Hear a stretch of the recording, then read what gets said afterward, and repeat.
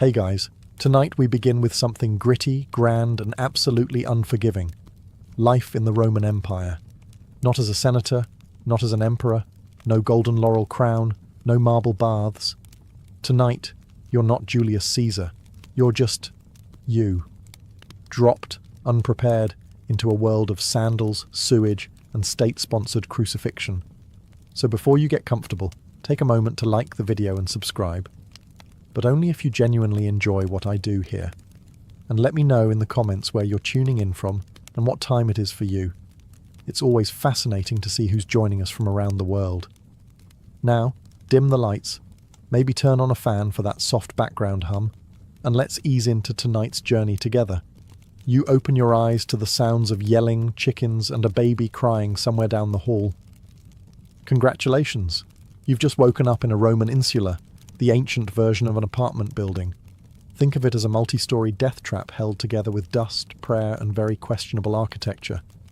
You're probably living on the 3rd or 4th floor, which is bad news. The higher the floor, the poorer the tenant, and the more likely your ceiling collapses when someone spills olive oil above you. Your room is small, no bigger than a walk-in closet, with stone walls that sweat in summer and freeze in winter. There's no window, just a little hole that lets in air, smoke, and the occasional pigeon. The mattress, stuffed with straw and lice.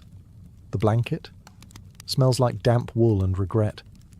There's no furniture, no decorations, and certainly no kitchen. Cooking inside is forbidden. A small fire could ignite the whole building, and fire codes haven't been invented yet. Your only possessions are a clay cup, a worn-out tunic, and maybe a wooden comb if you're feeling fancy. There's no toilet. Not in your room. Not in your building. Your chamber pot sits in the corner, silently judging you. You'll have to carry it down narrow, rickety stairs to empty it into the street gutter, hopefully without slipping and adding your body to the morning offerings. Oh, and the walls. Paper thin.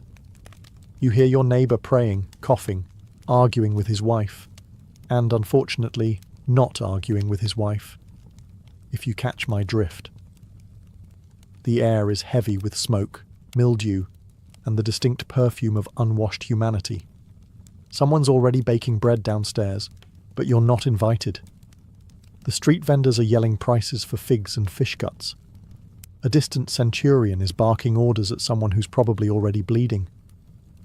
You're not even out the door yet, and you're sweating, itchy, and possibly inhaling lead dust from the plumbing. Welcome to the Roman workday. You're not an emperor, you're not a gladiator, you're just another poor soul in an overcrowded tenement, trying not to fall down the stairs or anger a city god before noon.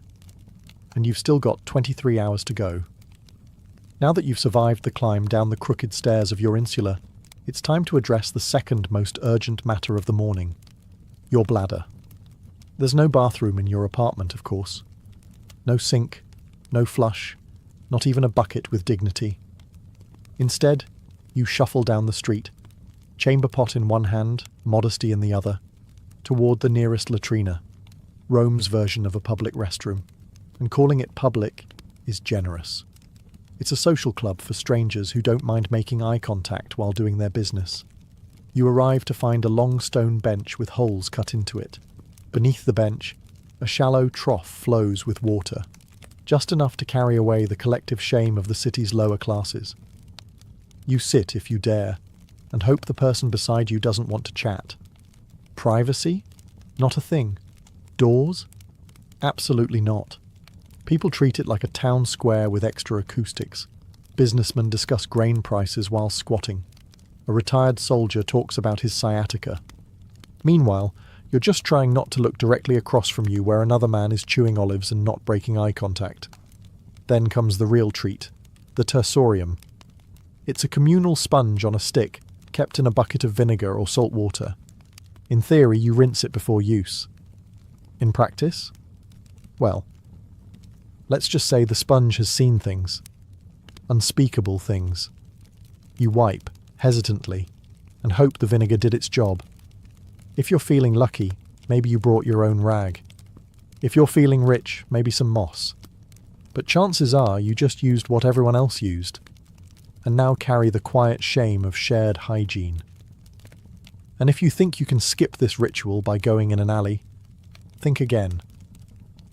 Public urination laws exist, fines are real, and Roman law enforcement is not known for subtle warnings. Once you're done, you wash your hands. Wait, no you don't. There's no soap, no running water, just a rinse from the communal basin that's seen more fingers than a handshake competition. You leave the latrina feeling lighter and slightly more dead inside. But hey, that's Rome.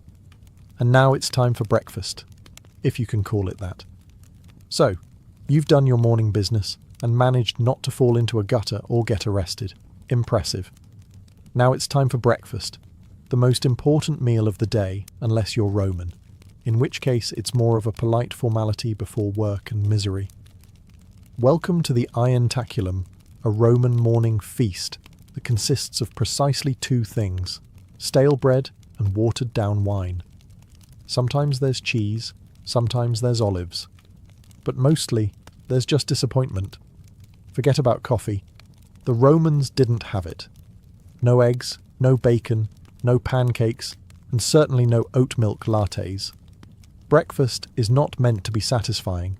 It's meant to not kill you. Your bread is likely panis rusticus, a rough, chewy lump of grain and grit baked yesterday or the day before. It's dense enough to qualify as a weapon and textured like limestone. The wine is diluted, because even they knew that being drunk before sunrise in ancient Rome was a bad idea, unless you were a senator. There's no kitchen in your apartment, so you eat this meal standing in the street or squatting beside a fountain, alongside other equally unenthused citizens gnawing on bread like flavourless tree bark. If you've got a bit of oil or a smear of garum, Rome's famously salty fermented fish sauce, then congratulations, you've added aromatic horror to your already bleak meal. If you're wealthy, maybe you get fruit or honey. But you're not. You're a normal Roman citizen, just rich enough to not be enslaved and just poor enough to envy your neighbour's broken jug of goat milk. Sometimes vendors walk by selling hot chickpea fritters or honeyed pastries, and for a moment you feel hope. But you remember your coin pouch is emptier than a gladiator's sympathy, so you bite your bread and pretend it's cake. And this is how the day starts, with carbs, mild dehydration, and a growing realization that you're about to walk 7 miles on Roman sandals with nothing but stale crumbs in your stomach and a buzz from last night's leftover wine. It doesn't get better, because now it's time to go to work. After your hearty breakfast of bread and mild despair, it's time to face the Roman workday. And let's be clear, unless you're a senator, a poet with a patron, or one of the lucky few who inherited land from a dead uncle with no heirs, you are working, and you're doing it hard. You might be a labourer, porter, potter, bricklayer, street cleaner, or if your luck's truly sour, a sewer worker. Rome needs a lot of things: roads, aqueducts, temples, baths, and someone has to build them. That someone, you, with your bare hands, under the sun, wearing sandals that provide all the arch support of a soggy leaf. The Roman workday starts early, very early. The sun is barely up, but the foreman already is, yelling in Latin and waving a stick. If you're late, you're docked a day's pay or worse, beaten, shamed or fired, which in Roman terms means you starve with honour. Your tools are basic. You dig with a shovel made of splinters and prayer, carry bricks on your back, and haul water from a cistern that smells like old socks and ambition. There are no gloves, no helmets, just sweat, dust, and the constant awareness that one slip might crush your spine and your career simultaneously. And if you're a craftsman, good luck. You're competing with hundreds of others selling the same clay pots, sandals, or cheap tunics. Underpricing is common, and quality doesn't matter if a richer citizen decides he doesn't like your face. Even more elevated jobs, like messenger, accountant, or teacher, aren't glamorous. You're either running through Rome's chaotic streets with scrolls under your arm, writing numbers for someone who will forget your name, or trying to teach Latin to a group of senators' children who already think they're gods. Women? They're working too, spinning, weaving, selling vegetables, or managing stalls in the markets, plus raising children, plus managing the household, plus not dying during childbirth, multitasking before it was cool. And after all this, you get a short break for lunch. Maybe. If your supervisor isn't in a bad mood or trying to impress a visiting prefect. So yes, you work, or you die trying. Rome may be eternal, but your back won't be, so you've made it through the morning without fainting or being flogged. Now it's time to navigate the ancient Roman street, a chaotic, crowded gauntlet designed by someone who clearly hated personal space and public health. Picture it. The sun's high, the city's buzzing, and the street is alive. Not in a poetic way, in a literal way. Rats, flies, stray dogs, livestock, beggars, merchants yelling in 6 languages, children running wild, thieves pretending to help old ladies while pocketing your coin purse. It's like Times Square, if Times Square had no plumbing and everyone was carrying a goat. Let's talk infrastructure. Roman roads were engineering marvels, perfectly straight, masterfully paved, and usually overflowing with a blend of urine, spilled wine, vomit, animal waste, and the remains of last night's garum sauce. The middle of the street functions as an open sewer. Step off the raised footpath without looking, and congratulations. You've just baptized your sandal in the holy waters of human misery.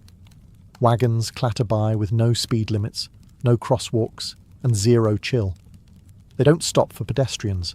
In fact, Roman law actually banned heavy cart traffic during the day in the city, which means drivers race through at night, in the dark, without brakes, like charioteers on a deadline. If you're not crushed by wheels, you'll be bumped by elbows, baskets, or an angry fishmonger shouting about spoiled eels. Then there's the air, thick with smoke from cooking fires, incense from temples, the scent of public latrines wafting on the breeze. Oh, and dead animals. Sometimes people just leave them there. If a dog drops in the forum, someone might just toss a cloth over it and walk away. And don't forget public spectacles, spontaneous brawls, impromptu protests, or a politician's parade that blocks traffic for hours while trumpet players blast off-key fanfare in your face. So yes, the Roman street is alive and out to get you. Slip on a fig, get hit with a runaway cart, or accidentally offend a patrician's pet monkey, and your day could end faster than Caesar on the Ides of March. And you were just trying to go buy lentils. You're sweaty, dusty, and desperately craving a splash of something cold. The good news?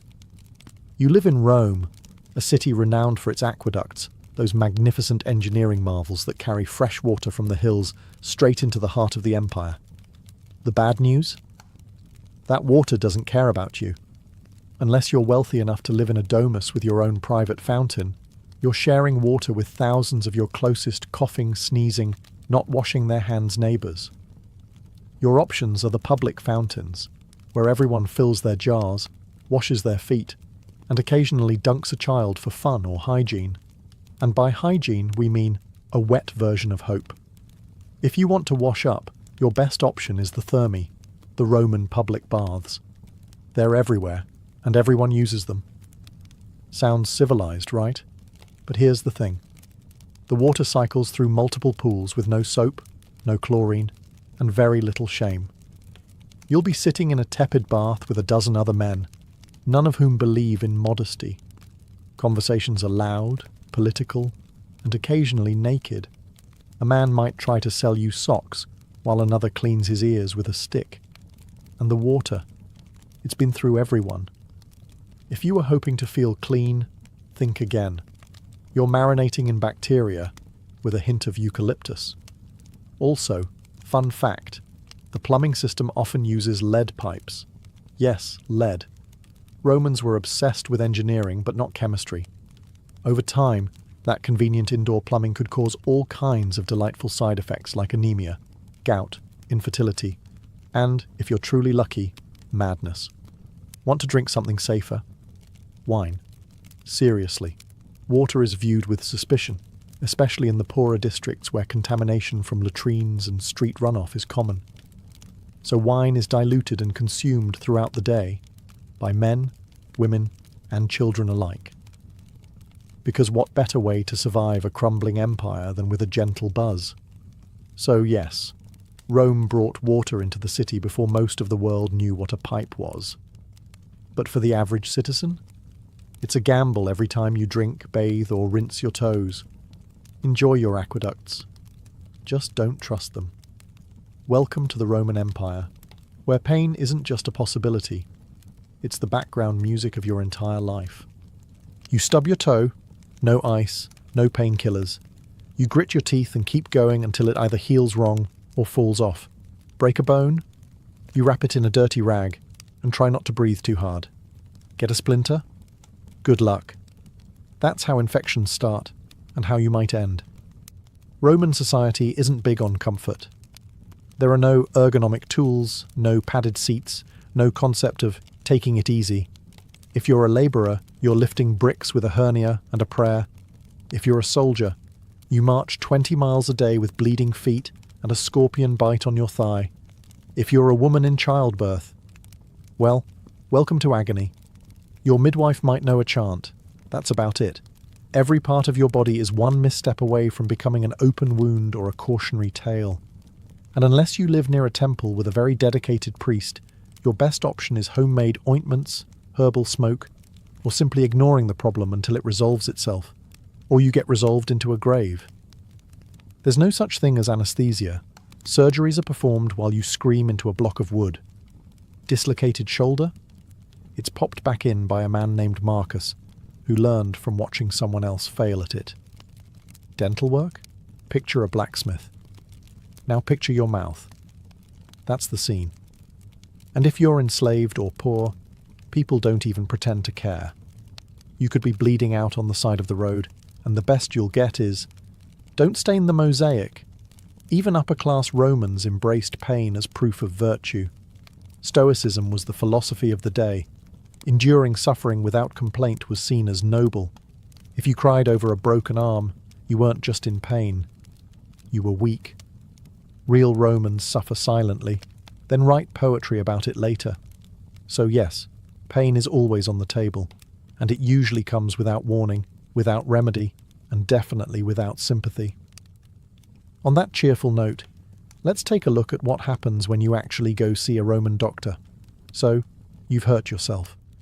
Maybe it was the infected blister from yesterday's work, or maybe you tried to shave with a bronze blade and now your chin looks like a gladiator training ground. Either way, it's time to seek medical attention, which, in ancient Rome, is less about healing and more about surviving the attempt. Let's begin with the basics. Roman medicine is a chaotic mix of Greek theory, mystical guesswork, and a surprising amount of leaves. The core belief? The body is ruled by 4 humours: blood, phlegm, yellow bile, and black bile. Feeling off? One of them is out of balance. The solution? Drain something. So your doctor, who may or may not also be your barber, immediately reaches for the leeches, or a knife. Because bloodletting is the default treatment for everything from migraines to moral failings. Have a cough? Let's open a vein. Depressed? We'll just drain some sadness out of your arm. Surgery? Oh yes, it exists. Roman surgeons had scalpels, forceps, and even bone drills. What they didn't have were anesthetics. You stay conscious through the whole procedure, gripping the edge of a wooden table while a man in a dirty toga digs into your flesh with the confidence of someone who once saw a scroll about it. Antiseptics. Not really a thing. They might wash wounds with wine or vinegar, which does help, but also burns like divine punishment. Infection is a common side effect. So is death. Prescriptions vary wildly. You might be given honey, garlic, crushed beetles, or a poultice made of herbs, ash, and very specific types of animal dung. If things get worse, you're advised to sleep in a temple, pray to Asclepius, and hope divine dreams will deliver your cure.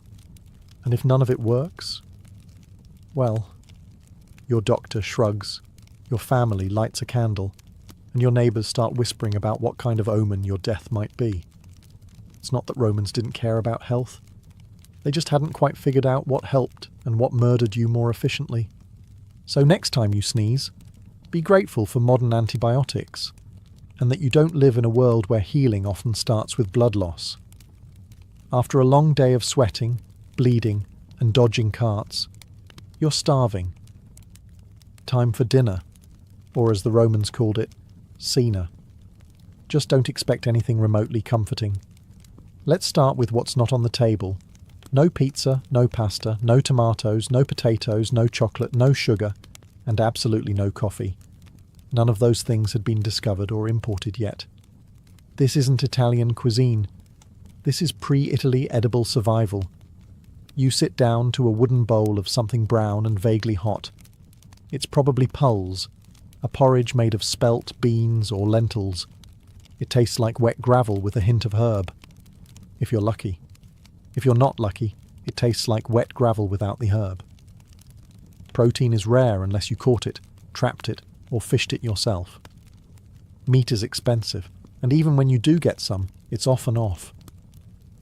Roman cooking didn't use refrigeration, so preservation meant heavy salting, smoking, or marinating it in garum, a fermented fish sauce that smells like dead ocean and burns your soul just thinking about it. If you're feeling festive, there might be boiled vegetables, hard cheese, or the occasional fig. Rich Romans dined on exotic dishes like roasted flamingo, stuffed dormice, or jellyfish in vinegar, delicacies that mostly scream, "Look at how rich I am and how little I care about taste buds." Your wine is watered down, always. Drinking it straight is seen as barbaric. But don't worry, the water it's mixed with is probably questionable too, so you're just choosing how fast you want to get sick. Dessert? Maybe dried fruit, maybe nuts, or maybe you're fasting because it's a feast day honouring a god who frowns on gluttony. Either way, you're not ending the night with a tiramisu. There are no napkins. You wipe your hands on a cloth shared with 10 other people, or just use your tunic and pretend it's clean. By the end of the meal, your stomach is full but uneasy, and your breath smells like garlic, wine, and slight despair. But at least you're fed. Now all you have to do is survive the Roman nightlife, and trust me, that's not a relaxing stroll.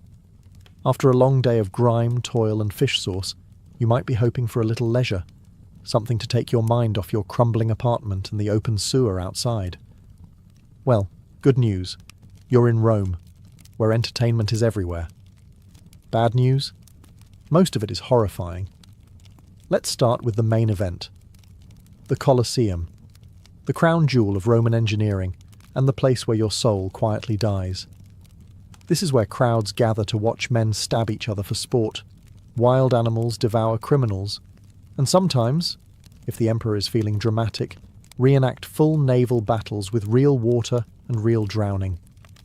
It's free to attend, which sounds generous until you realise it's free because the state wants you distracted while the Senate raises taxes and quietly annexes Armenia. You sit packed between sweaty strangers, cheering as a gladiator loses a limb. There's blood, sand, and occasional public executions with extra flair. You're clapping. You're not sure why. Feeling a little sensitive? Prefer theatre? Head to the amphitheatre for a Roman play. Maybe a tragedy written in Latin you barely understand, or a farce so bawdy the punchline involves someone pretending to defile Jupiter with a sausage. Subtlety is not the Roman strong suit. If you're feeling sporty, try the Circus Maximus. Chariot races are fast, thrilling, and regularly fatal. There are no guardrails, no helmets, and lots of shouting. Crashes are inevitable and spectacular, and the crowd loves it. They're here for the violence and the betting.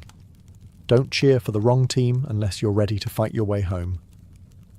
And then there's the street entertainment, fire breathers, acrobats, musicians, con artists, and the occasional philosophical rant from a barefoot man with nothing to lose. If you don't like the show, wait 5 minutes. Something else, or someone else, will start yelling. But behind all of it, there's a strange, brilliant madness. Rome didn't just distract its people. It dazzled them into forgetting how brutal daily life was. It weaponized spectacle. And if that doesn't numb you enough, there's always more wine. Now, let's take a walk through justice. Roman style. Spoiler. It's not comforting. You've survived work, dinner, and a gladiator getting impaled for applause. You might think you're safe now, that as long as you keep your head down, the law will protect you. Ah, that's adorable. In Rome, the law doesn't protect, it reminds. Reminds you that you're small, replaceable, and that mercy is a luxury reserved for statues of emperors. First off, legal status matters. If you're a citizen, you have rights. In theory. You can't be flogged in public unless someone important gets really annoyed and you get a proper trial. If you're non-citizen, justice comes in the form of a fist, a branding iron, or a swift execution outside the city gates. Slaves? They are property. If a slave murders their master, even if the master deserved it, every slave in the household might be executed, just to send a message. That message? Don't even think about it. If you're accused of a crime, don't expect a calm chat with a lawyer. Trials are public theatre. The wealthier party brings witnesses, bribes, and dramatic gestures. You bring your tunic and a sinking feeling. If you cry on cue, that might help. If you have no patrons, pray to Jupiter and hope the magistrate isn't hungover. Punishments are designed not just to hurt, but to deter. Thieves can be branded or have their hands broken. Liars might get their tongue pierced. Fraud? Public flogging or exile, if you're lucky. And if you insult the emperor, it's not jail time. It's death, usually creative. Some crimes require public punishment, ideally in front of a crowd that cheers louder than they did for the morning's beheading. Crucifixion is popular, long, slow, humiliating. It isn't reserved just for Jesus. It's the go-to for rebels, robbers, and anyone the state wants to make an example of. And remember, law enforcement isn't there to help.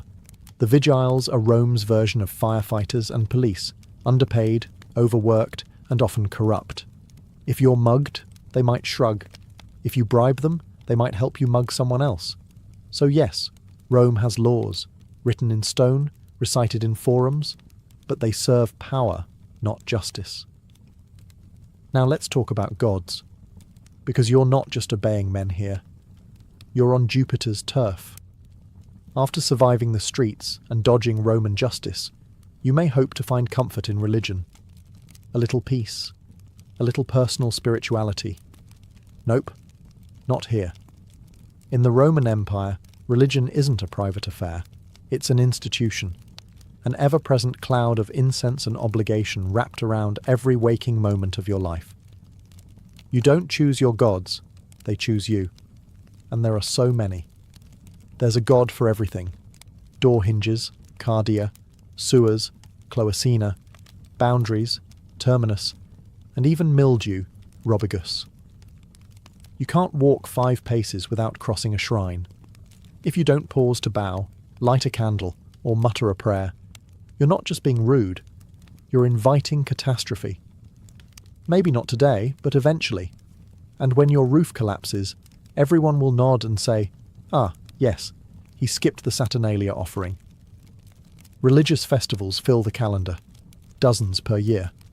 On those days, business stops, animals are sacrificed, and the air smells like roasting bull and wet marble. You attend out of piety, but also fear. Because if the gods aren't honoured properly, they'll retaliate, with plagues, droughts, or a really bad harvest that ruins everyone's lentil supply. Now let's talk about emperor worship. The state wants you to revere the emperor not just as a ruler, but as a living god. You're expected to offer incense at his altar, sing his praises, and never, never roll your eyes during a triumphal procession. That's treason adjacent. If you're caught not participating in public worship, say you're a little too quiet during the Vestalia, or you don't show up to toss grain into the temple flame, you could be labelled impious, atheistic, or worst of all, suspicious. Suspicion in Rome is like blood in shark-infested waters. And if you're part of a foreign cult, you'd better keep that under wraps unless it's officially approved. The state doesn't like unfamiliar gods unless they bring wine, taxes, or new soldiers. Roman religion isn't about belief. It's about ritual. You don't have to feel it. You just have to do it. Correctly.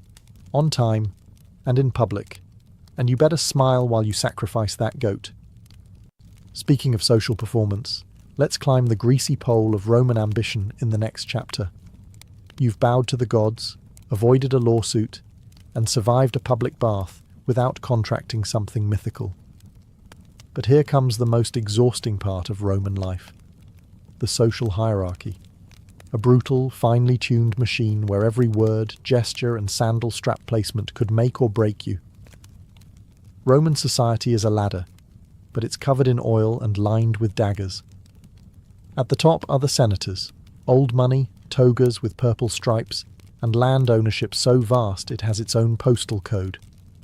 Below them, the equestrians, the wealthy business class. Then come the plebeians like you, the struggling middle and lower classes.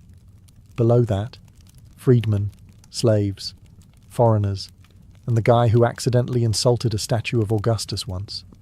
Want to move up? You'll need patrons, powerful individuals who protect you in exchange for lifelong loyalty, errands, favours, and the occasional vote. It's like having a boss, godfather, and landlord rolled into one charmingly condescending package.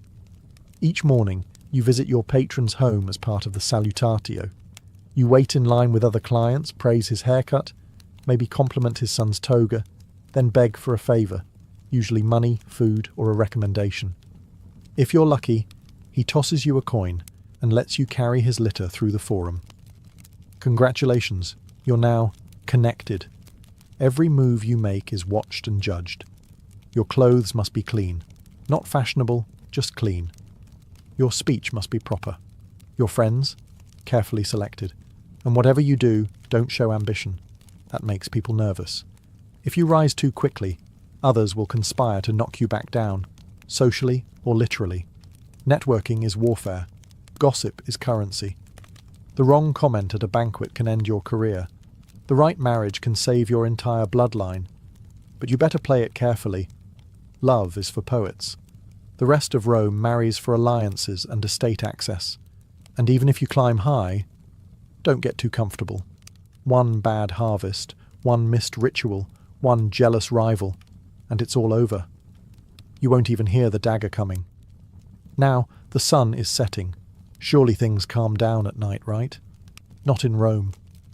The sun dips below the rooftops of Rome, and for a fleeting moment you think, maybe now, finally, you can rest. But nightfall in the Roman Empire isn't a time for peace. It's a shift in tone.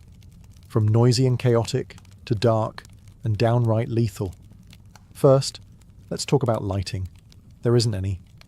Unless you're rich enough to burn oil lamps all night, and few are, most people rely on moonlight, memory, and blind hope to find their way through the labyrinthine alleys of the city.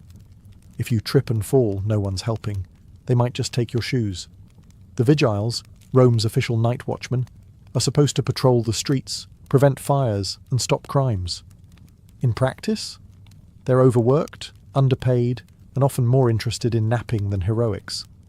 Some are brave, most are bribable, and all of them are outnumbered. Criminals know this. Thieves, muggers, and the occasional bored ex-gladiator roam the shadows, looking for easy marks. If you're walking home alone, you're the easy mark. It doesn't matter who you are. Unless you're armed, fast, or invisible, you're at risk. And then there's fire. Rome's greatest nighttime terror. Insulae, those charming death trap apartments you sleep in, are made of wood and dreams. Cooking after dark is illegal for this reason, but laws mean little to a hungry tenant. A single overturned lamp can reduce an entire block to ash in hours. The Great Fire of 64 CE didn't start itself, but once it did, it raged like Mars in a bad mood. You might think your building is safe, until you smell smoke at midnight and realise there's no organised evacuation plan. You grab your one tunic, your chamber pot, and maybe your dignity, and sprint for your life down a collapsing staircase. And if it's not fire or thieves, it's noise. Drunken parties echo through the streets. Processions for obscure gods parade by with drums and shouting. And if a senator's mistress is upset, everyone within a 3-block radius knows. Sleep in ancient Rome is a luxury. Silence is a myth. And safety? That's reserved for the wealthy, the armed, and the extraordinarily lucky. But hey, morning's almost here. You just have to survive one more night. And then repeat. The sun sets on Rome, and with it you might expect a moment of calm, a breeze, a quiet meal, maybe even sleep. Think again. Rome doesn't go silent at night. It simply shifts into something darker, louder, and more dangerous. The city never truly sleeps. It prowls. Let's start with fire. Roman buildings, especially the tall wooden insulae where the poor live, are tinderboxes waiting for a careless oil lamp or cooking fire to turn them into ash. There's no real fire department, just the vigiles, who are part firefighter, part night watch, part deeply underpaid janitor. They carry buckets and hope. If your apartment catches fire, you might be rescued, or you might become a cautionary tale in tomorrow's gossip. Then there are the thieves, cut purses and pickpockets who treat the moonlight like a hunting license. Rome's alleys are narrow and unlit. Torches are expensive. If you must walk after dark, you're doing so by feel, by instinct, and hopefully not by yourself. Don't carry anything shiny. Don't make eye contact. And whatever you do, don't get caught between two drunken gladiators arguing about someone's missing sandal. Speaking of drunk, the city's nightlife is booming. Taverns spill over with cheap wine, loud music, and men shouting bad poetry about Mars and women they'll never impress. Fights break out. Dice games end in blood. And sometimes an angry noble decides to settle a grudge by having a slave beat someone in the street. You hide in the shadows and pretend you didn't see anything. If you're a woman walking alone, good luck. Rome is not kind to unchaperoned females after dark. The streets belong to the desperate, the reckless, and the dangerously bored. Trying to sleep isn't much better. Your insula creaks like it's thinking about collapsing. Rats scurry through the walls. Your neighbour coughs like a dying goat. Somewhere nearby someone is screaming, either from passion, murder, or both. You press your face to a sweaty pillow and pray to Mercury for silence. But there is no silence in Rome. Not for you. Because in the Roman Empire, even the darkness is loud. And when dawn comes, you'll have to do it all again. You woke up in a crumbling insula, survived public toilets, chariot traffic, gladiator gore, lead poisoning, leeches, religious festivals, burning rooftops, and half-cooked lentils soaked in fermented fish sauce. You bowed to gods you don't understand, obeyed laws that don't protect you, and slept through riots, rats, and the occasional public decapitation. You're dirty, tired, possibly infected, and emotionally scarred by the communal sponge. And it's only been one day. Would you last another? Honestly, no, you wouldn't. Most modern humans, with our air conditioning, antibiotics, and 5-minute delivery windows, would crumble by lunchtime. You'd give up before the second round of garum. And yet, the Romans did it. For centuries. Because here's the maddening, magnificent thing. In the middle of all this filth, brutality, and noise, Rome worked. Somehow. They built cities, roads, aqueducts, libraries, temples, and amphitheatres. They expanded their empire across continents. They administered laws, developed philosophy, mapped the stars, performed surgeries, and invented concrete. Concrete. That stuff still holds up better than most modern buildings. They created systems that shaped Europe and beyond for 2,000 years. Latin became the root of half the languages you hear today. Their architecture inspired cathedrals, parliaments, and college campuses. Their political concepts, republics, senates, veto power, still echo through modern democracies. But it came at a cost. For the average Roman, not the emperors, not the marble-bathed elite, daily life was a hard-fought grind. And yet they endured. They adapted. They didn't have a choice. Because Rome wasn't made of gold. It was made of sweat, fear, ambition, and survival. Layer by layer, person by person, century by bloody century. And that's why it lasted. You'd be begging to go back to modern plumbing and antihistamines by mid-afternoon. You'd trade your entire denarii pouch for a hot shower and a chair with a back on it. And that's okay. You don't need to survive ancient Rome. You just need to understand it. And maybe, just maybe, appreciate that someone, somewhere, once walked those same filthy streets and helped build the empire. So you could sit here today, clean, safe, and mildly horrified.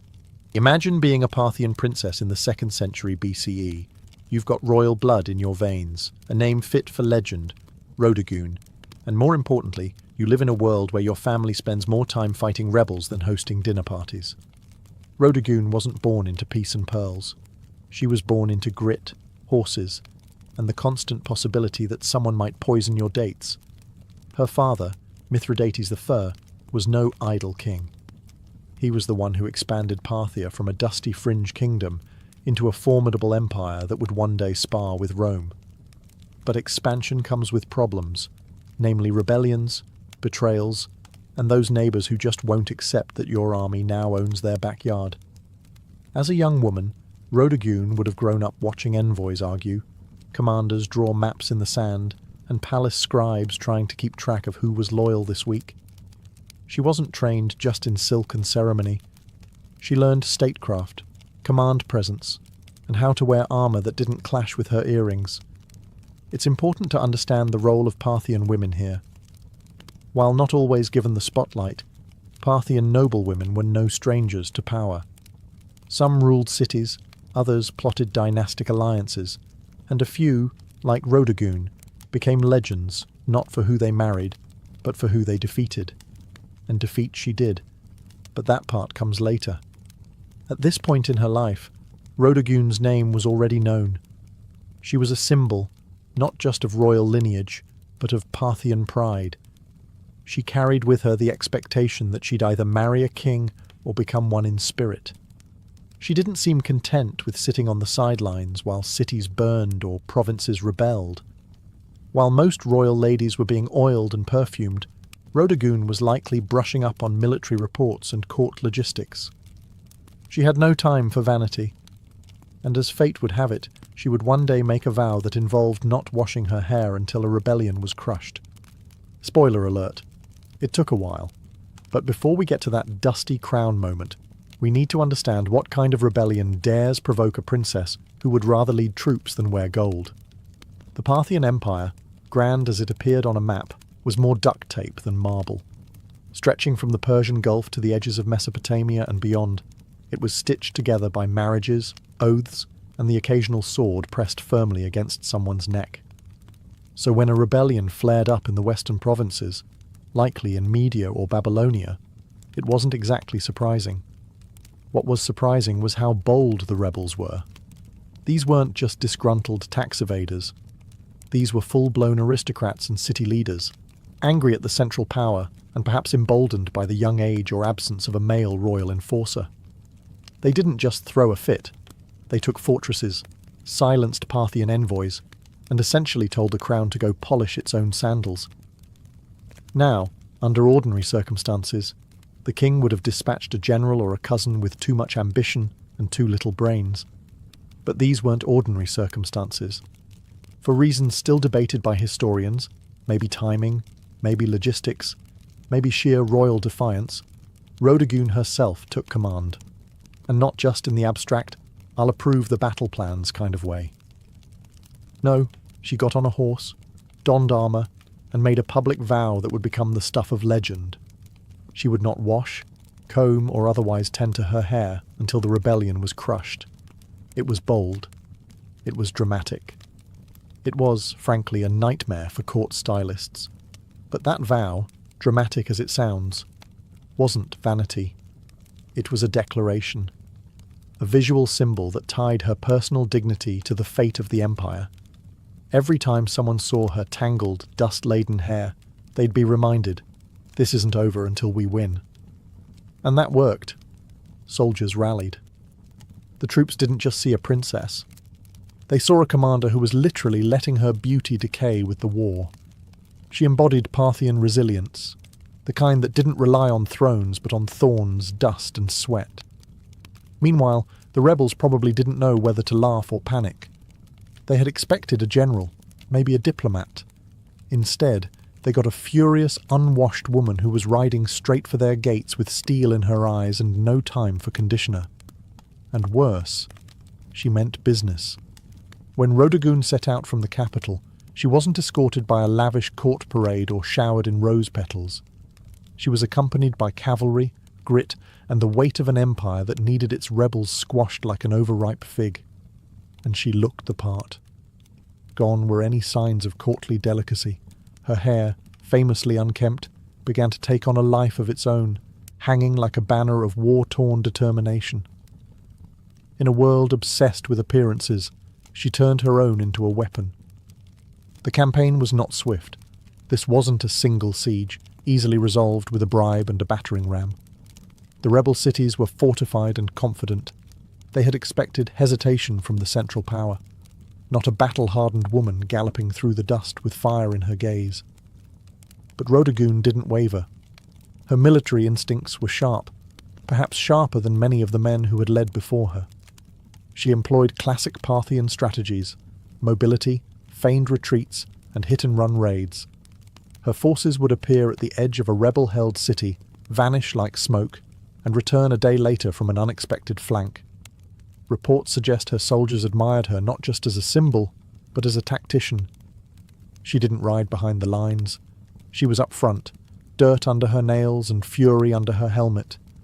And as the weeks dragged on, so did her hair. It's said that by the third month, the strands had begun to knot into ropes, full of dust and sweat, and the whispers of battlefield prayers. But that only made her more terrifying to her enemies, and more revered by her men. Rebels called her the Witch Queen, not because she practiced magic, but because no noblewoman should still be fighting in the field and refusing a bath. Surely, they reasoned, something unnatural was at work. But there was nothing magical about it, just sheer, unrelenting discipline. By the time her army laid siege to the final rebel holdout, the legend had grown faster than the rebellion had. In taverns and tents alike, soldiers joked that the enemy wasn't afraid of Parthian swords. They were afraid Rodogun would never wash again. And truth be told, they weren't entirely wrong. The last stronghold of the rebellion loomed ahead, a walled city rumoured to be impenetrable, where the rebel leaders had dug in like ticks on a dog. Supplies had been hoarded, archers lined the parapets, and the gates had been reinforced with the kind of smug confidence only traitors possess. They believed they could outlast Rodogun. Big mistake. By now her appearance was legend. Word had spread not just through the empire, but into enemy territory. The woman who won't wash, they whispered, has arrived. Some said her hair had turned to iron. Others claimed she hadn't slept in weeks. The myths piled up like siege ladders. But Rodogun was no myth. She was real, and she had tactics. Instead of launching a reckless assault, she opted for a slow, punishing siege, cut off trade routes, intercept messengers, poison wells. The rebels had braced for a battle of swords. Instead, they got starvation. She weaponized time itself, letting her enemies rot from the inside out.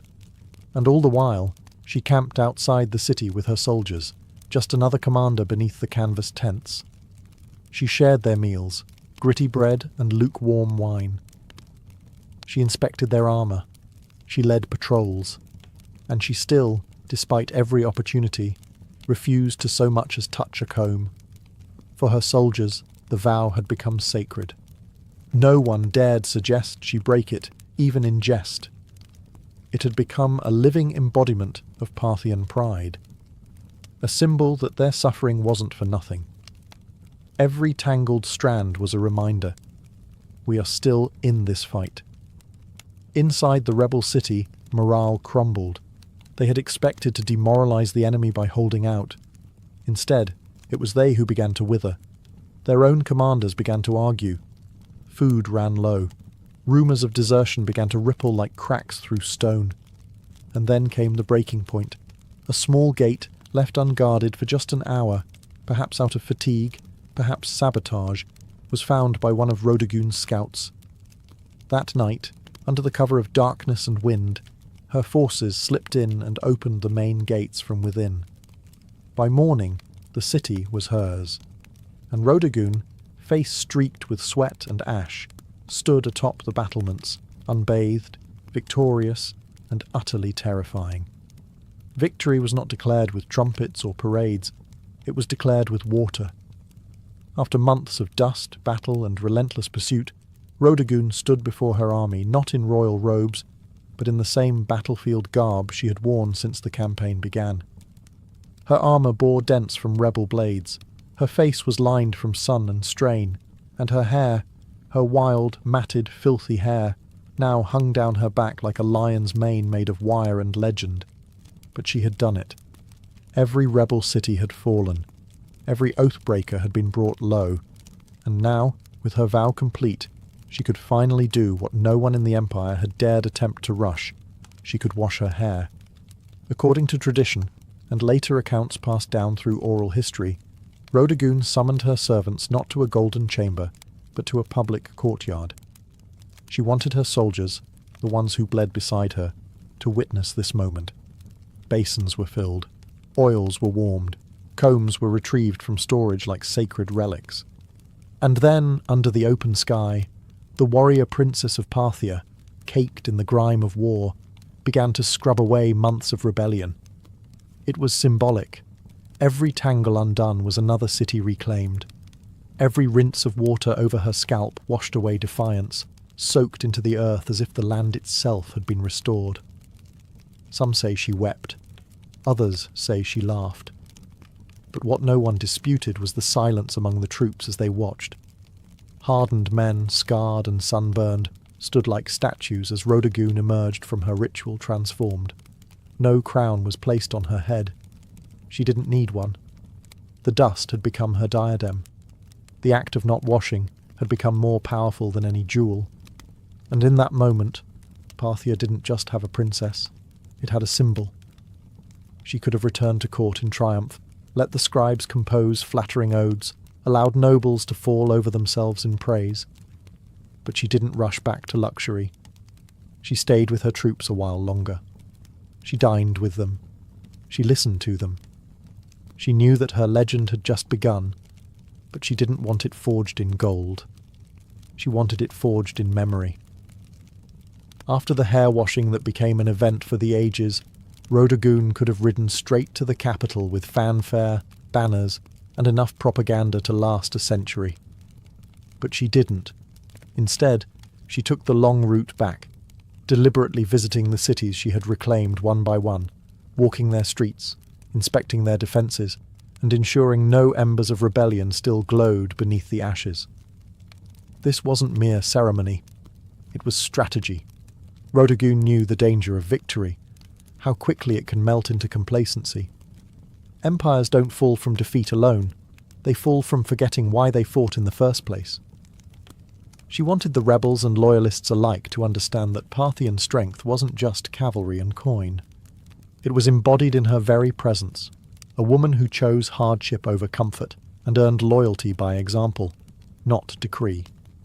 And loyalty she received.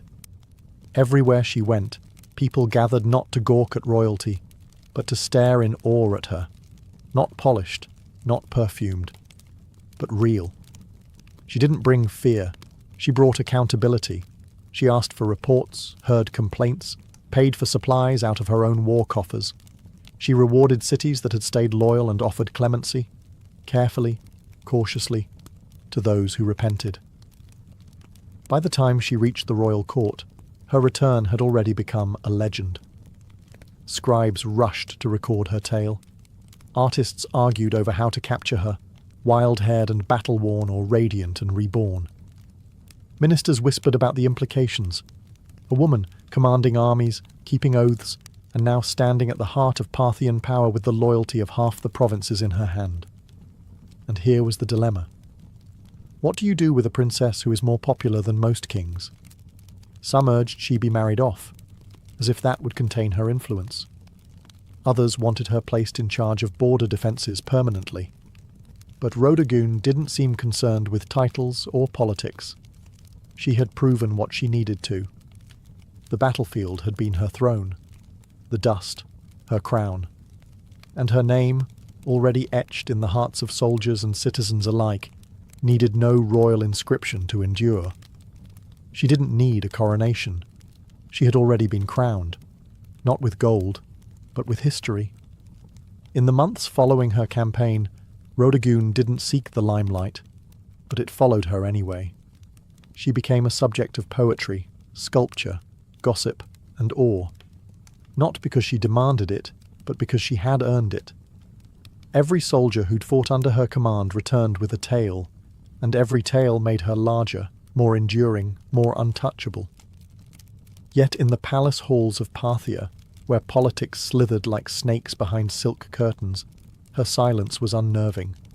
She didn't boast, she didn't lobby, she didn't ask for titles or lands. Instead, she observed, listened, and understood the real battlefield had only shifted from stone walls to whispered conversations. Even the king, her father or possibly her brother depending on the exact moment in the tangled Parthian dynastic timeline, had to tread carefully. Rhodogun wasn't just popular. She was respected in a way few men at court could compete with. Not adored for beauty or bloodline, but for leadership, for command. She had turned her vow into policy, her filth into folklore. And yet, the silence she kept was as deliberate as any military maneuver. She didn't tell others what she planned next, because perhaps even she didn't know. For the first time in years she wasn't fighting. She wasn't commanding troops or outwitting rebels. She was still, and that stillness unnerved many. What does a woman who conquered without a crown do next? One theory among historians is that Rhodogun used this silence as leverage. Her presence alone, her every quiet nod or glance, forced decisions. Officials hesitated to propose bad policy for fear she'd frown. Generals delayed campaigns, hoping she might weigh in. Her silence wasn't passive. It was a tool. She had discovered that not speaking could be more powerful than speaking.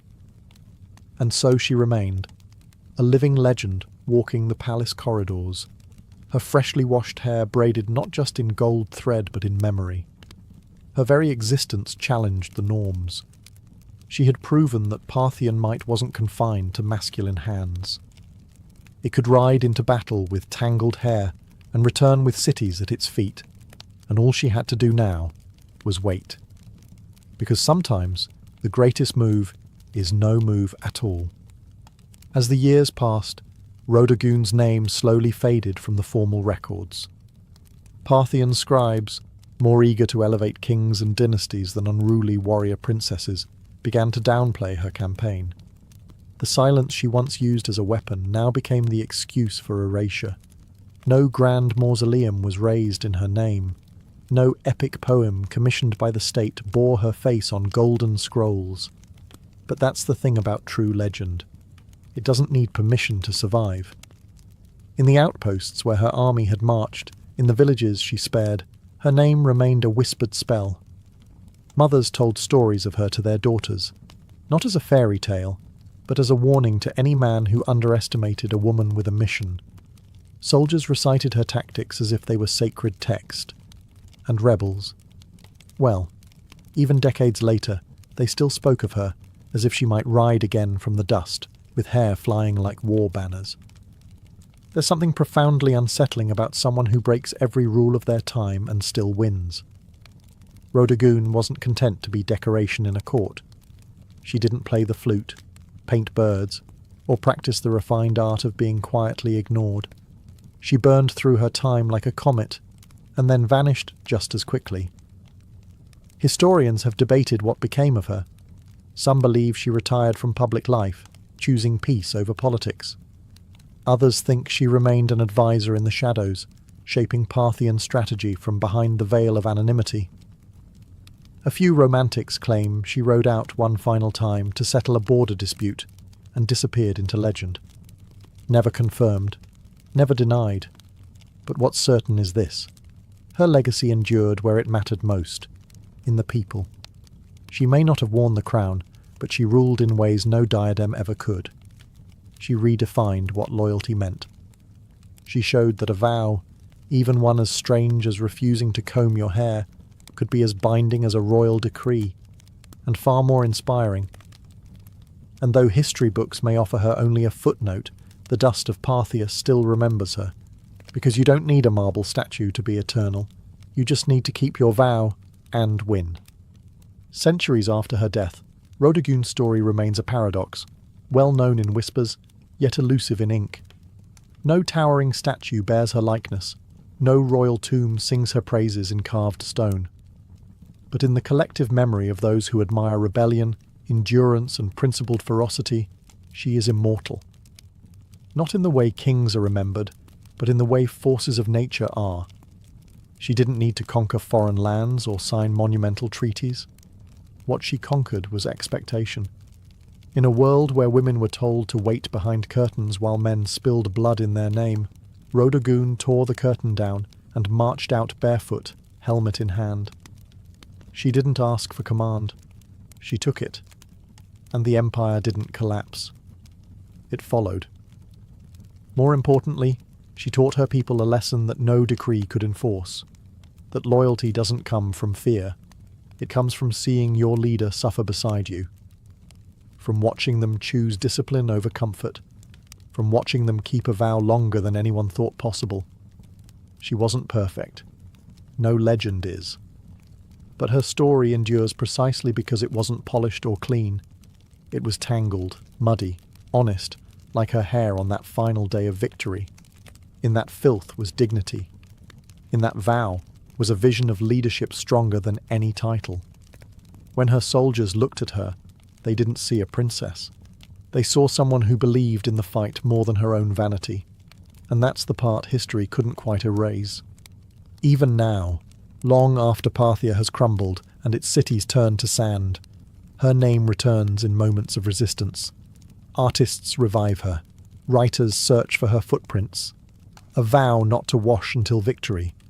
It sounds absurd to some, but to those who've had to claw their way through injustice, it makes perfect sense. Rodogun was never about glamour. She was about grit. And in the end, it was the dust that crowned her, not gold. Dust. The same substance emperors try to escape in death, yet the very thing she wore like a badge of honour. She was forgotten by kings, ignored by chroniclers, but remembered by the dust. And that's where legends truly live, not in stone, but in soil.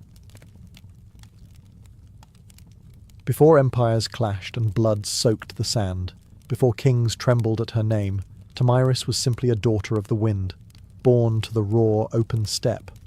The land she came from was not gilded in marble or echoing with philosophy. It was brutal, free, and endlessly vast. This was the world of the Massagetae, fierce nomadic horse archers who rode like spirits of the plains, their lives shaped by survival, honour, and war. We know little of Tomyris's childhood, but we can imagine the rhythm of it. She would have learned to ride before she could run, to shoot before she could speak in full sentences. Among the Massagetae, girls were not caged in tents or veiled by silence. They trained beside the boys, rode with the warriors, and grew up with iron in their blood. To lead, one had to bleed. And Tomyris, even as a young woman, bled for her people. Her tribe worshipped the sun and sky, lived off their herds, and buried their dead with weapons, ready for battle in the afterlife. They had no cities, no golden temples, but they had pride.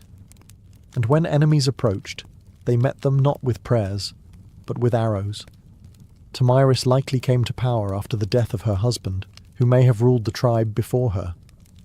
But what's certain is that when the moment came, she didn't inherit leadership. She seized it. In a time when most women were considered property, Tomyris commanded an army. She negotiated with kings. She dared to speak as an equal. And if they didn't listen, she made them. She was more than a queen. She was Shahmat, the steppes' checkmate, a war chief in bronze and leather who would soon face the greatest empire on earth. But power, especially for a woman, never comes without consequence. As Tomyris began to solidify her rule, whispers grew louder. Across the mountains to the south, a king was watching. His name was Cyrus the Great, and he wanted more. The stage was set. The steppe wind howled. And Tomyris, daughter of warriors, would soon ride into legend. While Tomyris reigned over the open steppes, far to the south, a different kind of power was rising. Structured, imperial, relentless. Cyrus the Great, founder of the Achaemenid Empire, had already conquered Lydia in the west and Babylon in the south. His banners flew over deserts, mountains and cities where languages changed every few days' ride. But Cyrus wasn't done. He was a builder of empires, and every builder eventually eyes the horizon. To Cyrus, the Massagetæ were a threat wrapped in opportunity. They weren't rich in gold or cities, but they controlled the northeastern frontier, and that meant access to key lands, resources and trade routes. More importantly, the Massagetæ had something no empire could afford to ignore: pride. And pride, in Cyrus's eyes, could be bent or broken.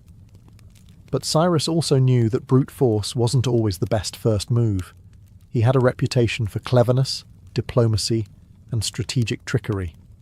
So he tried a different approach, one that kings before him had used to dissolve threats without a single drop of blood.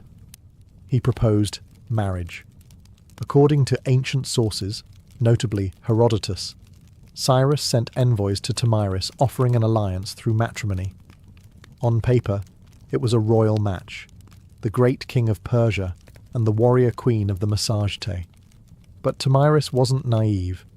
She saw the proposal for what it was, not an offer of love or partnership, but a calculated attempt to absorb her people without a fight. She declined, and that rejection didn't sit well in the halls of Persepolis. With the diplomatic games over, Cyrus shifted to his favourite language: war. He ordered his army to cross the Araxes River, the natural barrier that separated Persia from the land of the Massagetæ. He was going to take what Tomyris refused to give. But Tomyris was already preparing. She knew the terrain. She knew how her people fought, on horseback, fast and furious. And most of all, she knew Cyrus wasn't just coming for land. He was coming to crush a woman who dared to say no. The world's most powerful king had declared war, but he had no idea what kind of fury he had just awakened on the steppe. Cyrus the Great, master strategist and seasoned conqueror, believed he could outwit Tomyris. He had faced kings, crushed cities, and subdued nations. To him, the Massagetæ were little more than wild nomads with fast horses and no cities to defend.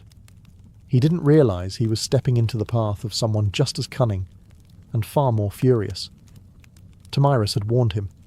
After rejecting his marriage offer, she sent a clear message: cross the Araxes River, and you will regret it. But Cyrus crossed anyway, building a bridge of boats to carry his army into Massagetæ land. Instead of striking immediately, Tomyris pulled her forces back, luring Cyrus deeper into unfamiliar terrain. The Persians found an abandoned camp, well stocked with food, and more importantly, wine, a luxury the nomadic Massagetæ rarely indulged in. It was a baited trap, and Cyrus took it, perhaps thinking the enemy had panicked and fled. Inside the camp, he left a portion of his army under the command of General Harpagus, a trusted officer. As the Massagetæ returned under the cover of night, they fell upon the drunk and unsuspecting Persians with deadly precision. The battle was brutal and swift. Among the dead was Spargapaises, Tomyris' son and a Massagetæ commander. Accounts differ on what happened next. Some say Spargapaises was taken alive and, realizing his capture, begged for death and took his own life. Others claim he was killed in the fighting, but all agree. When news reached Tomyris, something inside her shattered, and then turned to steel. Her grief was volcanic, but her rage, that became legendary. She sent another message to Cyrus. This one wasn't a warning, it was a vow. "You may be a glutton for blood," she said, "but I swear, I will give you your fill."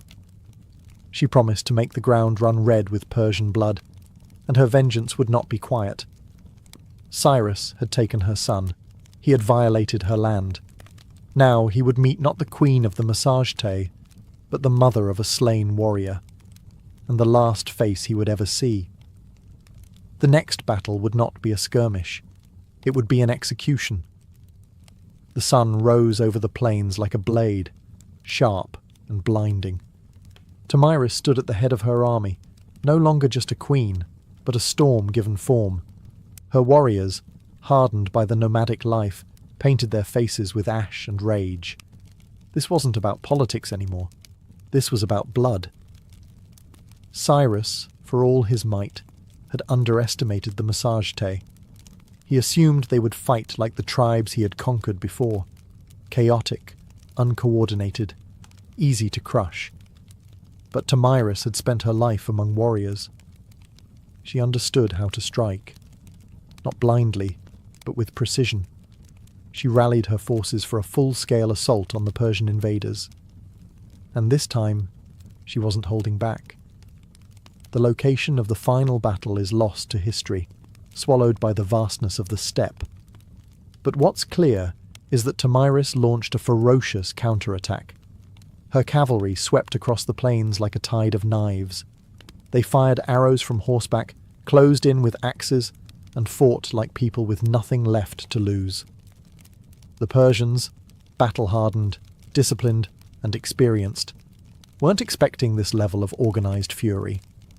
Tomyris didn't just lead her troops, she fought beside them. Her presence on the battlefield ignited her warriors like wildfire. Every strike was driven by vengeance. Every charge was an answer to her son's death. Cyrus tried to hold the line, but it shattered. The Persians were routed. Many died where they stood. Others fled into the endless grasslands, only to be hunted down. And Cyrus the Great, the man who had conquered Babylon, Lydia, and nearly the known world, fell in the chaos. Whether he was slain in combat or captured and executed depends on the version told. But either way, he died on Tomyris's terms. What came next is infamous. According to Herodotus, Tomyris found Cyrus's body on the battlefield, ordered his head severed, and then, in a final act of symbolic revenge, submerged it in a wineskin filled with human blood. "Drink your fill," she said, "of the blood you thirsted for."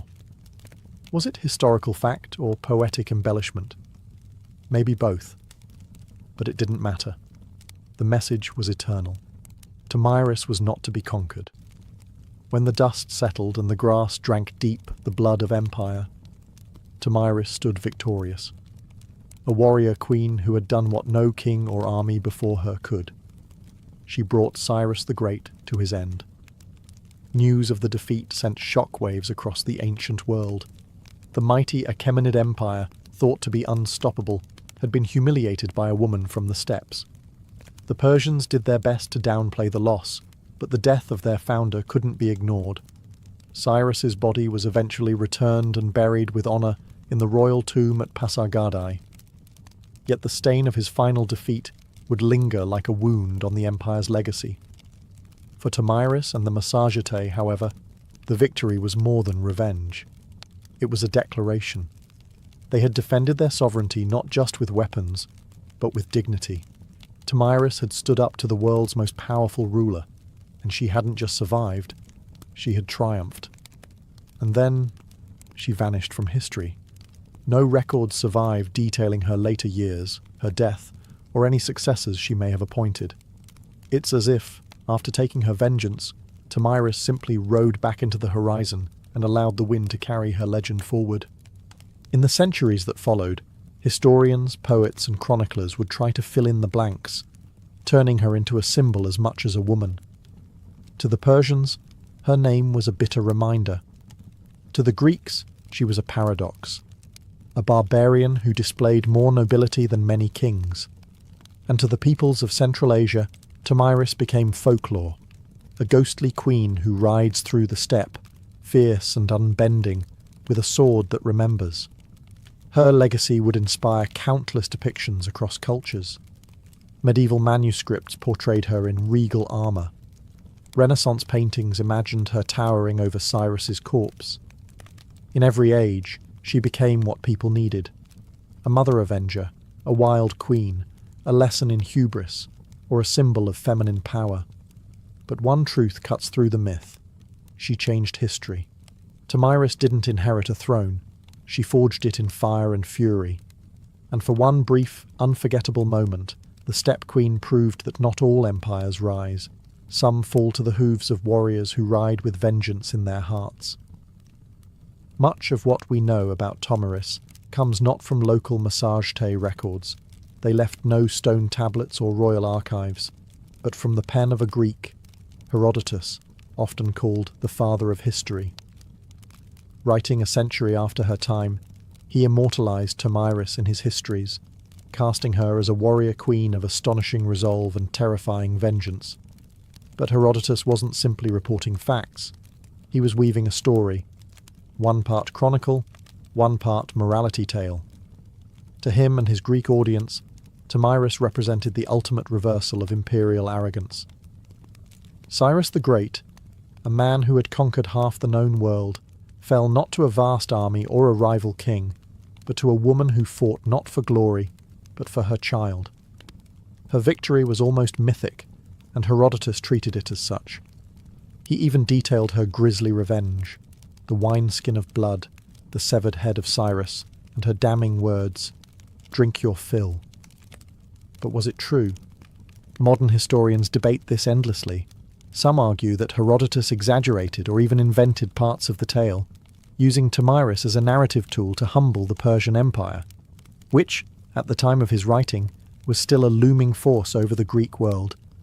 Others believe that while the blood wineskin episode might be symbolic, the core event, Cyrus's death at the hands of Tomyris, likely did happen. There's also the question of bias. Herodotus, for all his insight, often filtered foreign cultures through a Greek lens. He portrayed the Massagetæ as wild and free, yet noble, an exotic mirror to Greek ideals of honour and liberty. Tomyris, in that frame, wasn't just a barbarian. She was a moral counterweight to Persian ambition. Still, even if details blurred over time, Herodotus succeeded in one thing. He ensured Tomyris would not be forgotten. Because of him, she became more than a historical footnote. She entered the realm of legend, where facts soften but impact sharpens. And in that space between myth and memory, Tomyris's story found a strange kind of immortality. In a world dominated by kings and conquerors, Herodotus left us a queen who refused to kneel, and left her enemies bleeding in the sand. Though she may have slain one of the ancient world's most iconic emperors, Tomyris never ruled an empire herself. She didn't build cities of stone or inscribe edicts on golden tablets. Her people, the Massagetæ, were nomads, living not by walls, but by the rhythms of the land, the sky, and the horse. This meant that Tomyris's legacy was never institutionalized. There were no marble busts or royal coins bearing her likeness, no archives to immortalize her decrees. Instead, her story passed on as stories do on the steppe, through firelight, song, and the whispered awe of warriors. The Massagetæ were one of many powerful tribes of the Central Asian steppes. Their cousins included the Scythians, the Saka, and the Dahai, all expert horse archers who roamed the lands between the Caspian Sea and the borders of ancient China. These tribes were feared by empires for their mobility, unpredictability, and ferocity in battle. Tomyris, as a female leader among them, was rare, but not entirely unique. Steppe culture, unlike many sedentary civilizations, allowed women far greater freedoms. Women rode, hunted, fought, and even led. Among the Scythians, graves of female warriors, buried with weapons, armour, and horse gear, have been found by archaeologists, confirming that the stories of fierce steppe queens were more than just legend. Tomyris stood at the pinnacle of that tradition. Her power didn't come from inheritance or religion. It came from respect, grit and sheer capability. She was a unifying force among scattered clans, a political leader and a military commander in a landscape where survival meant riding faster, shooting better, and fearing nothing. But because the massage tei left no monuments, Tomyris became a kind of phantom queen, her name echoing only in the writings of outsiders and in the oral traditions of the steppe. To the Persian scribes, she was a warning, to the Greeks, a marvel, and to her people, likely a memory carried in bloodlines and battle songs, a ghost who rode with them across the plains. Empires may rise and fall in stone, but the stories of the steppe live on in the wind. And Tomyris, fierce, grieving, and unbroken, became its voice. Centuries passed, and the empires that once surrounded the Massagetae rose and crumbled. Cyrus's successors built Persepolis, fought Alexander the Great, and faded into the dusty footnotes of time. But Tomyris? Her legend endured, not in the palaces of kings, but in the hearts of those who refused to bow. Across Central Asia, she became more than a queen. She became a symbol of female strength, of resistance, of the untamed spirit of the steppe. In many ways, Tomyris embodied a kind of defiance that transcended geography. She was not Roman, not Greek, not Persian, and so her story belonged to no empire. That made her dangerous and inspiring. In the medieval Islamic world, chroniclers occasionally mentioned her name, reshaped by language but never quite forgotten. In some versions, she was praised for her justice and vengeance. In others, she was seen as a savage queen, a reminder that power in the hands of a woman could be both glorious and terrifying. By the time the Renaissance rolled around, European artists rediscovered her tale through the writings of Herodotus. Painters depicted her in elaborate armour, standing triumphantly over Cyrus's lifeless body. In one dramatic painting, she holds his severed head aloft like a trophy, blood-soaked and victorious. It was theatrical, yes, but also political. These artists were fascinated by the idea of a woman who didn't just survive in a man's world, she won. In the 19th and 20th centuries, Tomyris became a nationalist icon in regions like Kazakhstan, Uzbekistan, and Turkmenistan. Poets and educators reclaimed her as a historical heroine, proof that the roots of Central Asian identity were fierce, proud, and deeply feminine. Her name appeared in textbooks, statues, and even military ceremonies. A woman who had once ruled on horseback with a bow in hand was now riding once more, through memory and myth, through rebellion and pride. In a world that still wrestles with the idea of powerful women, Tomyris remains a challenge. She wasn't perfect, saintly, or tame. She was decisive, brutal when necessary, compassionate only to those who deserved it. She was resistance in human form, and the blood of empire on her hands was a crown she wore without apology. History tends to favour the builders of monuments, the writers of laws, the kings who carve their names into stone. Tomyris did none of these. She left no empire behind, no palace to excavate, no royal seal to decipher, and yet her name still lives, not because she ruled forever, but because she refused to be erased. She stands as a contradiction to how history often remembers women, not as helpmates or footnotes, but as forces of destiny. Tomyris didn't beg for recognition. She took it with blood and fire. She didn't ride behind a king. She rode against one, and won. Her story is retold in classrooms from Central Asia to Europe, not simply because she killed Cyrus the Great, but because she dared to defy him. She wasn't defending an empire. She was defending freedom, a freedom that rode on the backs of horses, that hunted with hawks, that slept under the stars. A freedom that could not be neatly drawn on a map. Today, her statues rise from Kazakhstan's capital cities, and her face adorns coins and textbooks. To modern Central Asians, she is a mother of nations, a link to a pre-Islamic, pre-Soviet, proudly nomadic past, a reminder that their identity wasn't born in submission, but in the cry of battle and the gallop of horses. In a world still divided by power, by gender, by memory, Tamiris is a beacon, not just because she killed a great king, but because she taught us something even greater. That dignity is not given, it is seized.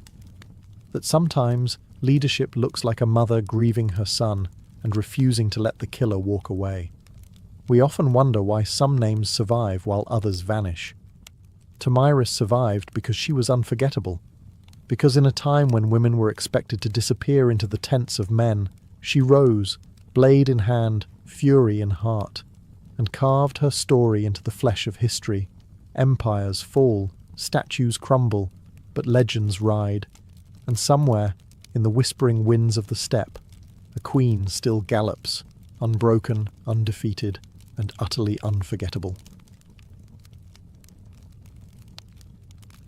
In ancient Egypt, beekeeping wasn't a hobby, it was a state-sponsored science with divine approval.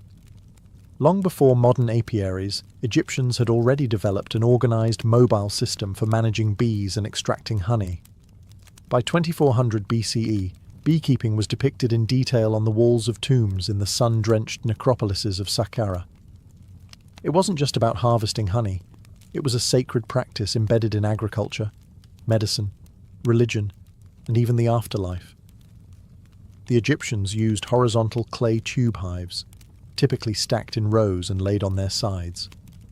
These were nothing like modern wooden boxes. They looked more like terracotta drain pipes, and they were carefully designed to be relocated seasonally.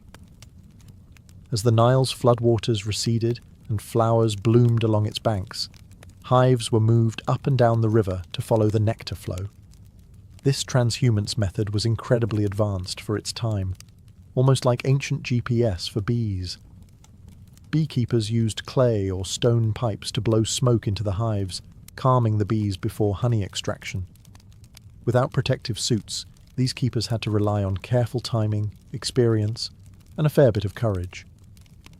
Honeycombs were removed gently, and the honey was collected not just for food, but for medicine, mummification, and sacred rites.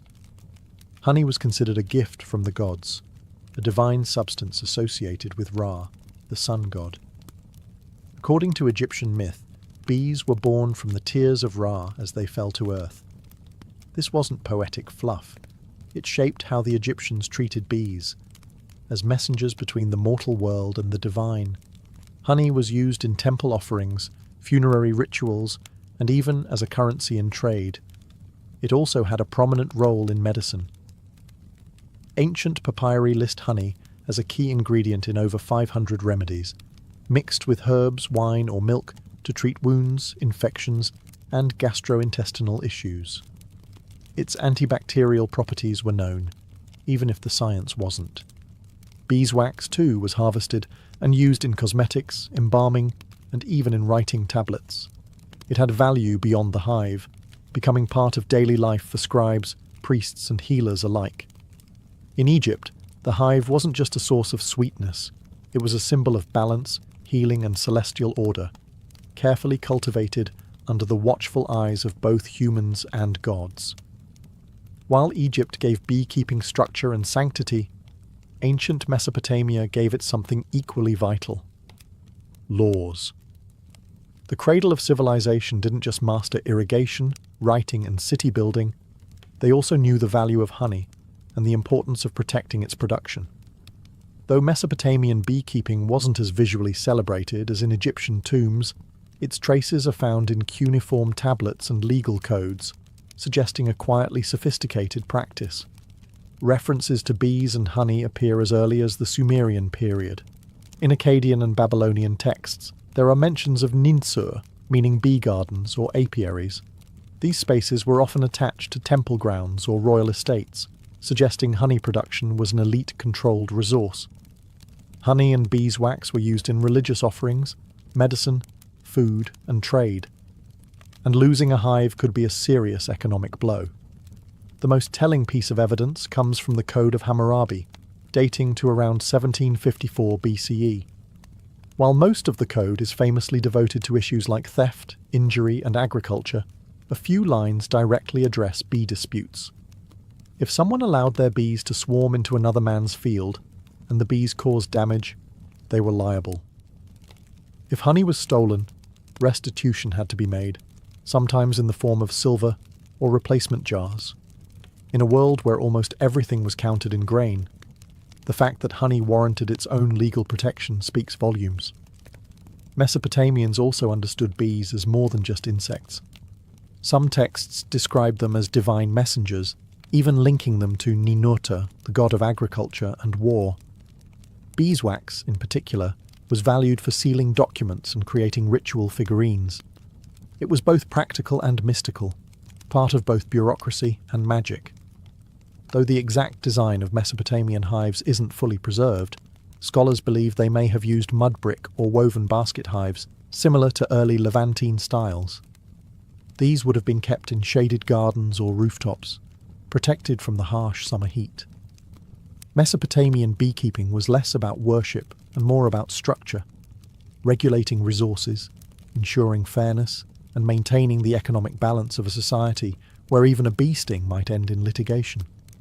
Here, the hive was not just a biological wonder. It was a microcosm of order, law, and the civilizing impulse itself. In the rugged highlands of Anatolia, long before the Greeks took center stage, the Hittites were quietly mastering the art of beekeeping, and they weren't treating it like a backyard hobby. To the Hittites, bees were sacred agents of purity, messengers between realms, and essential to both agriculture and the spiritual health of the kingdom. Unlike Egypt and Mesopotamia, where beekeeping was a blend of science and economics, the Hittites took a more ritualistic approach.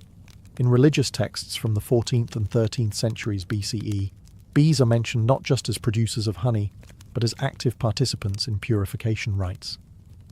One famous Hittite ritual text describes a ceremony in which a bee is summoned to go and remove the evil, the impurity, and the wrath of the gods. The bee is then released, not killed, a rare show of mercy in ancient rites, suggesting a deep reverence for the insect.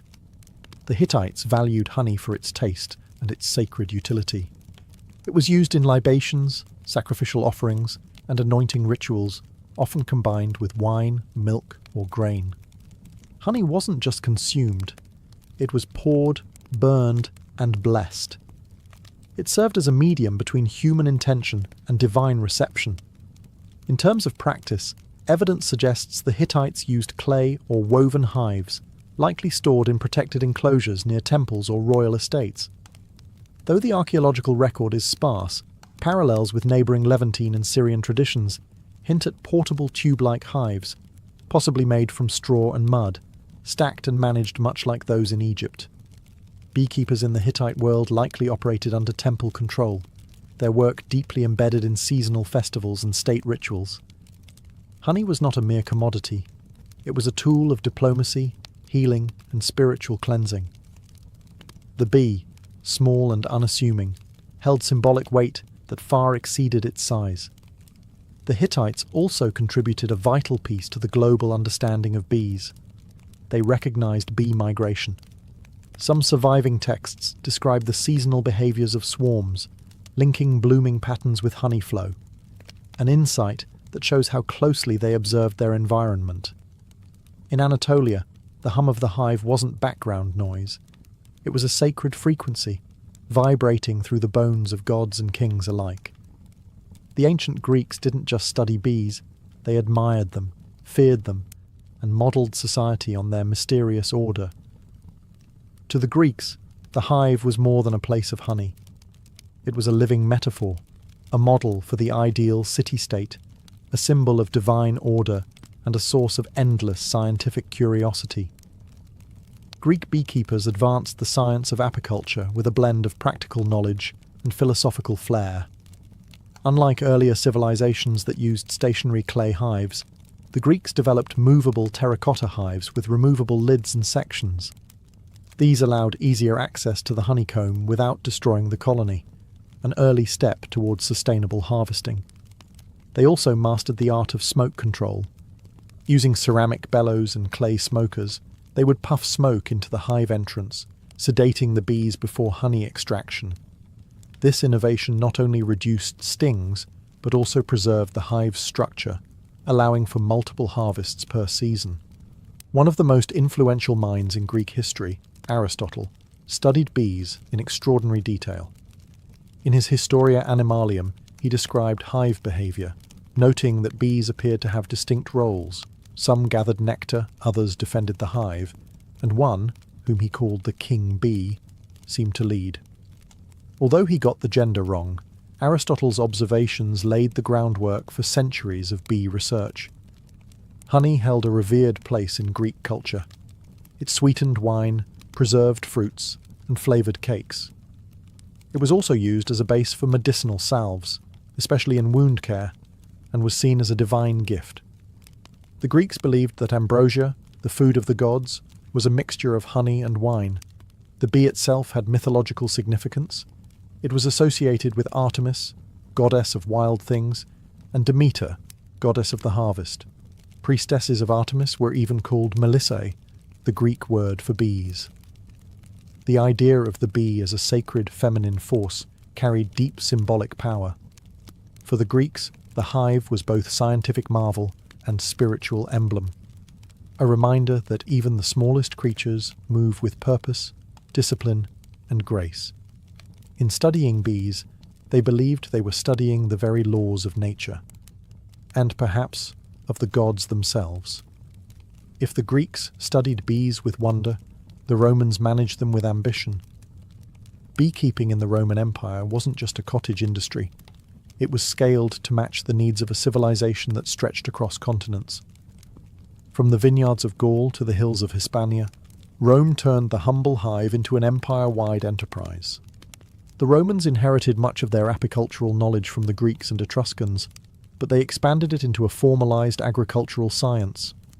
Writers like Varro and Columella recorded detailed instructions for building hives, harvesting honey, and relocating colonies. Their treatises describe beekeeping with a startling modernity, including observations on swarm behavior, seasonal cycles, and pest control. Roman hives came in many forms: hollow logs, cork bark containers, clay tubes, and even woven baskets sealed with dung or mud. Flexibility was key. In colder climates, more insulation was needed. In warmer provinces, ventilation was critical. These innovations allowed Rome's beekeepers to adapt the craft across vastly different regions of the empire. To calm bees, Romans employed clay pots filled with smouldering herbs like thyme or oregano. The smoke soothed the hive, and perhaps added a subtle flavour to the honey. Harvesting was done with iron knives, and wax was separated by melting and straining, later used in candles, writing tablets, cosmetics, and even waterproofing ships. Honey wasn't just food, it was everywhere. It was added to wine to make mulsum, used in baking, in sauces for meat and fish, and even as an early energy source for athletes and soldiers. Roman physicians, following Hippocratic traditions, prescribed honey for sore throats, wounds, fevers, and digestive problems. Its antibacterial properties were well known and well used. But perhaps the most Roman thing about their beekeeping was organisation. Large villas often had dedicated honey farms, run by enslaved labour under the supervision of estate managers. Production was recorded in ledgers, and surplus honey was sold in markets or exported to distant provinces. Bees were viewed not just as insects, but as productive citizens of the Roman economy. To the Romans, a well-run hive mirrored a well-run household, ordered, obedient, and endlessly fruitful. While ancient civilizations cultivated bees for honey and wax, many also saw the hive as a doorway to the divine. Across Egypt, Greece, Mesopotamia, and beyond, bees weren't just insects. They were spiritual beings, buzzing between worlds, delivering messages from gods, and offering sacred gifts like honey that bridged the natural and supernatural realms. In Egypt, bees were directly tied to divine creation. As mentioned earlier, mythology claimed that Ra, the sun god, shed tears that turned into bees upon touching the earth. Honey was used in temple offerings to please deities and accompany the dead into the afterlife. The bee also became a royal symbol. Pharaohs of Lower Egypt bore the title, he of the sedge and the bee, connecting their authority to the cosmic harmony of the hive. In Greece, the bee held powerful feminine symbolism. The priestesses of Demeter and Artemis, goddesses of fertility and wilderness, were called melissae, or bees. These women were considered channels between the divine and mortal realms. The Oracle of Delphi, one of the most important religious centres in the ancient world, was believed by some to have originally been presided over by bee priestesses. Even the famed Pythia, the Delphic prophetess, was sometimes called the Delphic bee. The hive itself was often seen as a microcosm of perfect order, disciplined, selfless, and productive. Philosophers and mystics compared bee society to ideal human society: cooperative, industrious, and reverent. The Stoics admired bees for their instinctive sense of duty. Early Christians would later adopt the bee as a symbol of chastity and resurrection, noting how bees create but do not lust. In the magical traditions of Mesopotamia, bees were invoked in ritual purification. In some Hittite ceremonies, a live bee was released after absorbing the impurities of the community, literally carrying sin away on its tiny wings. Honey and wax were burned in sacred fires, used in crafting protective amulets, and embedded in magical texts for blessings and healing. The bee was more than a metaphor. It was a bridge. A creature that lived in nature's hidden spaces, made golden food without killing, and stung only in defense. To ancient peoples, bees weren't just miraculous, they were mystical. To the ancient world, honey wasn't just delicious, it was divine medicine. Long before bacteria were discovered, people instinctively knew that honey could clean wounds, soothe coughs, and preserve the body. It wasn't magic, though it often felt like it. It was chemistry, centuries ahead of its formal explanation. In Egypt, honey was a cornerstone of ancient medicine. Medical papyri like the Ebers Papyrus, circa 1550 BCE, list honey in over 500 prescriptions. It was mixed with milk, figs, garlic, and herbs to treat everything from eye infections to digestive problems. When paired with animal fat or resin, it was applied as a salve to burns and cuts. Doctors knew that wounds treated with honey healed faster and resisted infection, likely due to honey's natural acidity and hydrogen peroxide content. The Greeks followed suit. Hippocrates, the father of modern medicine, prescribed honey for respiratory problems, ulcers, and fatigue. He used honey mixed with vinegar to create oxymel, a tonic used to clear phlegm and reduce fevers. Greek athletes drank honeyed water to boost stamina during Olympic training, believing it restored strength quicker than wine or water alone. In India, the Ayurvedic system held honey, madhu, in high regard. It was classified by taste, source, and medicinal potency. Ayurvedic texts warned against overheating honey, but endorsed it as a treatment for indigestion, colds, wounds, and even poison. It was also used in religious rituals, offered to gods and consumed during sacred fasts for both spiritual and bodily cleansing. The Romans, too, believed in the medicinal power of honey. Pliny the Elder recorded dozens of remedies involving honey in his Natural History. It was a base for ointments, gargles, and laxatives, and even used to treat the wounded after battle. Honey mixed with poppy juice was given as a sedative. Roman surgeons kept it on hand to dress wounds and reduce inflammation. Beeswax had its place in medicine too, as a base for plasters, balms, and even dental fillings. Its malleability and resistance to decay made it ideal for sealing and preserving. In short, honey in the ancient world wasn't just sweet, it was life-saving. It healed the sick, preserved the dead, and symbolized purity. It was the pharmacy of the gods, delivered by the wings of bees. Ancient beekeepers were more than farmers. They were innovators, engineers, and keen observers of nature. Across civilizations, they developed specialized tools and methods that allowed them to manage bee colonies effectively, harvest honey sustainably, and even protect themselves from the bees' defensive stings. One of the most important innovations was the design of the hive itself. The Egyptians popularized the use of horizontal cylindrical clay hives essentially large terracotta tubes stacked in rows. These hives were durable, portable, and mimicked natural cavities where bees thrived. Similarly, the Greeks and Romans used terracotta and woven basket hives, some with removable lids to allow access to honeycombs without destroying the colony. The ability to inspect and harvest without killing the bees was revolutionary, paving the way for modern sustainable apiculture. To safely extract honey, ancient beekeepers employed smoke to calm the bees. The Greeks invented clay smokers and bellows, designed to direct smoke into the hive's entrance. The smoke masked alarm pheromones released by guard bees, reducing their aggression. Romans refined this by burning fragrant herbs such as thyme or oregano, which soothed the bees and possibly imparted subtle flavours to the honey. Harvesting tools varied. Wooden or bronze knives were used to slice combs carefully.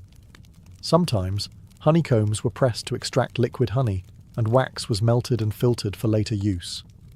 Beekeepers often wore minimal protection, relying on experience and careful technique to avoid stings. Suits and gloves were millennia away.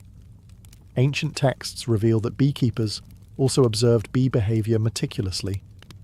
They understood swarm cycles, seasonal patterns, and the importance of moving hives to optimize nectar collection. Some cultures practiced transhumance, relocating hives to follow flowering plants' bloom, similar to modern migratory beekeeping. Additionally, honey storage was a crucial aspect of ancient beekeeping. Egyptians used sealed ceramic jars to store honey, protecting it from moisture and spoilage. Honey's remarkable shelf life was well known, sometimes lasting centuries sealed within tombs. Even the relationship between humans and bees was carefully managed. Rituals were performed to appease bee spirits or gods, ensuring cooperation and avoiding misfortune. This spiritual care was as vital as the physical tools in maintaining a productive hive. In all, ancient beekeeping was a blend of craftsmanship, natural science, and reverence. The tools and techniques they developed set foundations that still influence modern apiculture. The ancient practice of beekeeping laid the groundwork for a relationship between humans and bees that continues to this day. Far from a simple agricultural activity, early beekeeping was an art and science that influenced medicine, religion, economy, and ecology across civilizations, shaping the way we understand nature and sustainability. From the Nile Valley to the hills of Anatolia, from the temples of Greece to the farms of Rome, ancient beekeepers honed methods to protect and sustain their colonies. Their innovations in hive design, smoke use, and seasonal management allowed for sustainable honey harvests, a practice crucial for both survival and trade. The respect they showed for the bees' life cycles helped foster a model of harmony between humans and nature. Their understanding of honey as a medicine informed the early pharmacopoeias of Egypt, India, and Rome, influencing healing practices that persist in traditional medicine worldwide. Honey's antibacterial and preservative properties became the foundation for wound care and remedies, while beeswax shaped early technologies in cosmetics, art, and construction. The symbolic and spiritual meanings attributed to bees and honey in ancient cultures also endure. Religious rituals honoring bees and honey continue in various traditions, reflecting humanity's ongoing fascination with the hive as a metaphor for order, cooperation, and divine blessing. The idea of bees as messengers between worlds or symbols of resurrection permeates art, literature, and folklore across centuries. Moreover, the ancient practice of migratory beekeeping, moving hives to follow floral blooms, is echoed in modern commercial apiculture, essential for crop pollination and global food production. The innovations of ancient beekeepers helped set the stage for today's awareness of bees as vital pollinators and the environmental challenges they face. Despite technological advances, the core relationship remains unchanged. Humans depend on bees for food, medicine, and ecosystem health, and bees, in turn, have shaped human culture, economy, and spirituality since the dawn of civilization. The legacy of ancient beekeeping is a testament to human ingenuity, respect for nature, and the enduring power of collaboration, both within the hive and between species. It reminds us that even the smallest creatures can inspire science, faith, and survival.